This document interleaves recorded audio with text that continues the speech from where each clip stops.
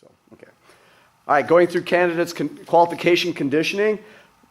4 different things we were looking at: side-to-side jumps, push-ups, sit-ups, burpees, and then kicking.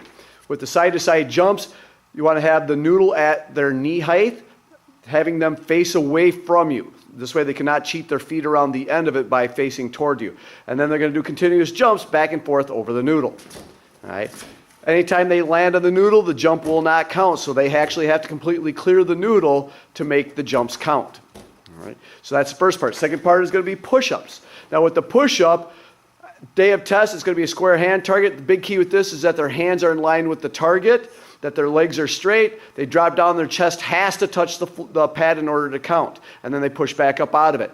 If as they drop down, they bottom out, which means that their whole body goes flat, their legs have to go straight first before they push up out of it. And then they continue the motion. Now at home when you're doing it, you can use the noodle to do the same thing. It's just a matter of making sure the noodle isn't slid too far down their body. It's just so it's coming down to the edge of their chest, and that is it. And then they're pushing back up out. Next is sit-ups. With the sit-ups, their knees are going to be bent. They will have a holder holding their feet. They're going to have their arms across their chest. When they sit up, their elbows have to go over their knees. And then they go all the way back down. So it's going up and down through the motion. Avoid them having to rock back and getting their hips up off the ground and trying to use momentum, because it's actually hard on their low back. After that, they'll have burpees with the jump. Now with the burpees with the jump, first thing we do is they reach up, fully extended arms, or their hands come together, then holding the noodle 4 inches out of reach. Then they drop down like they're going into push-up position, bring their feet back in, jump up and touch the noodle. And they start going through that motion continuously.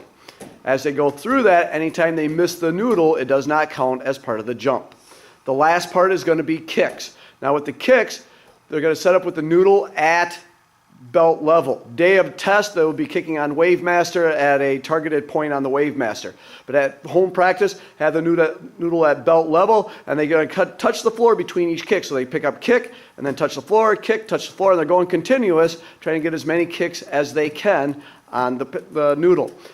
Day of test, when they're doing this, if they kick low, again, it does not count. It has to make it into the contact area.